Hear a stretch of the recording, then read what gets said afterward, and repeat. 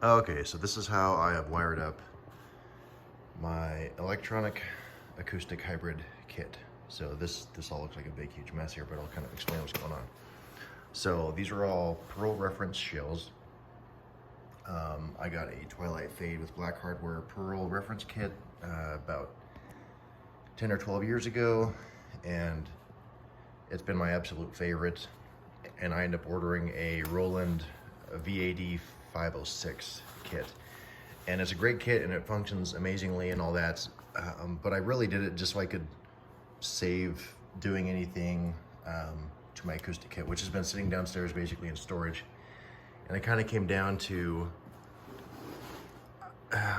I didn't know why I was saving my favorite kit to never be played. Just because of where I'm at right now, and I've got these big ass exotic cats that have really sensitive ears, so yeah, so I was just trying not to really, bother them.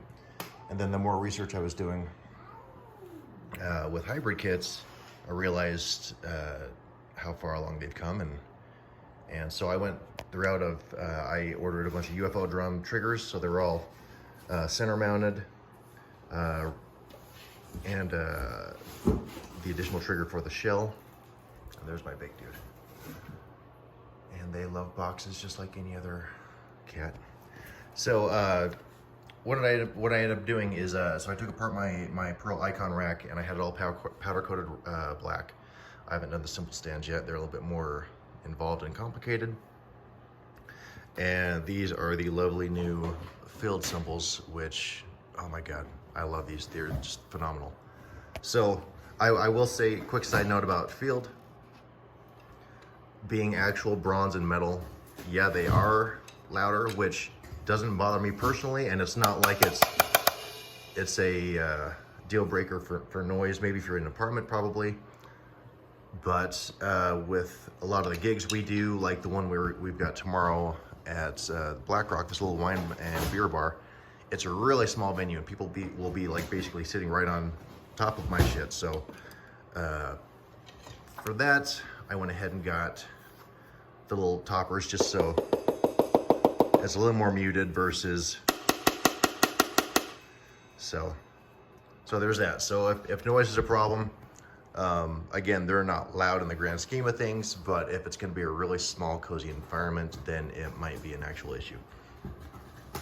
And he's the cardboard terrorist over here. So what I've done is, so initially I ran all the wires for, or all the cables through everything. I made all my cables just so I would have, the exact lengths I needed and nothing, in excess. And the very first gig we did, I realized I still had the same problem that I ever did running an electronic kit forever ago, and that was your rack doesn't really come apart. It's all still attached with cables. So what I did is I ordered a couple of these boxes from partsexpress.com, I think. And you can't really see it from here, but every single one of these inputs is labeled, so I know what goes where. And then I've got the cables labeled too. So they all feed out through here, and I've got them kind of just grouped together by where they go. And then the eDrum N10s, I've got that whole thing labeled so I know what goes where, and then the cables are as well. Those all feed through. So there is a little bit more excess cable here because I wanted to be able to maybe go back and forth between these and my Pearl Mimic, depending on, if something went haywire with one or the other, I can, have a quick swap out. But so these cables all come out through here, feed in through this first pipe, and I've also mounted a little power supply here so I can keep my laptop, phone, other various things kind of powered up right here. But those cables feed through, and then they terminate right here at the box. And I had to make sure and leave room on the other side of the box so that I can get the other cables plugged in. But then I had to kind of strategically place what terminates where. So, like for instance, these right here, these are all hi-hat and snare. And then I believe this is the first auxiliary cymbal right here. And so forth. And the rest, if they don't come directly out, like the tom comes directly out and plugs into right here, If they don't come directly out and terminate into whatever drum, they go back into this pipe, so there's far fewer cables that go into this pipe. And that zooms over here to the smaller input box. So the whole time I was doing this, I had to use a continuity checker just to make sure that I was wiring things up correctly, and I was putting things in the correct spot where the box is already labeled, and you can see a little bit better. Well, maybe just that things are lasered in. So we got crash 2, tom 3, tom 4, which isn't being used. And then those just feed directly out to whatever other drums they need to go to. For instance, you can see the one going out to the kick.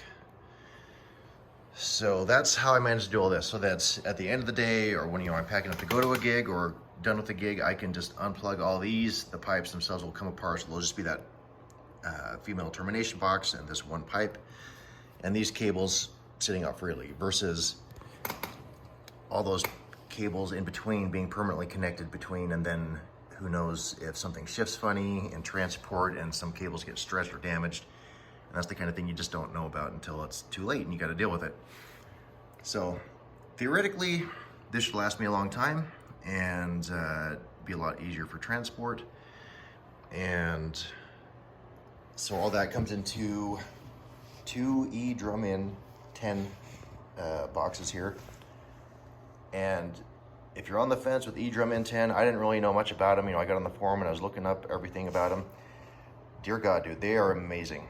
So the software they come with allows you so much customization as far as setting velocities and everything right off, right out of the gate before it, even goes into whatever DAW you're running. I'm running a Superior Drummer 3. But so everything runs into the E-Drum N10.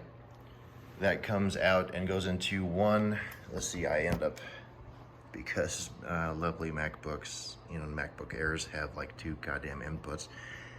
I've got an input USB hub right here. So that's all USB-C into there, USB-C into here, and then running into Superior Drummer 3. So that's right there, and then it goes out from here into the Behringer Flow 8, which so far has been a fantastic little mixer. Because right now it's just me and my acoustic guitarist, Luke. We are in a very originally named band, 2 Bald Guys. So look us up on Facebook. And so yeah, we're just running out to that. And then as of right now, I'm just running it out as a monitor. I've got just one big QSC, I think the 153 speaker. And dude, if you can afford it, forget all the Roland drum monitors or keyboard monitors, get QSC speakers. It is unreal how good everything sounds. We're currently just running the one tall PA speaker for everything.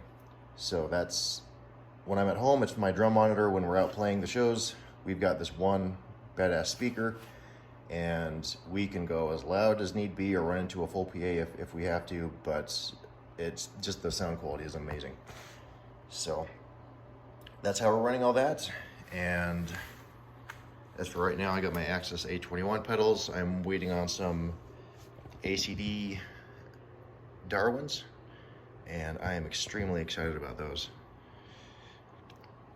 And from how all this looks, obviously I'm a lefty. If you're a drummer, everything here probably looks kind of funny, the way I've got things set up.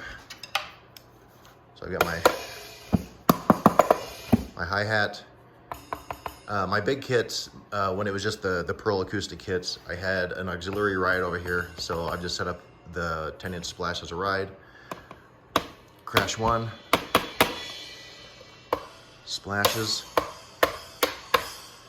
crash 2, and my ride, and China. So that's how all that's all working.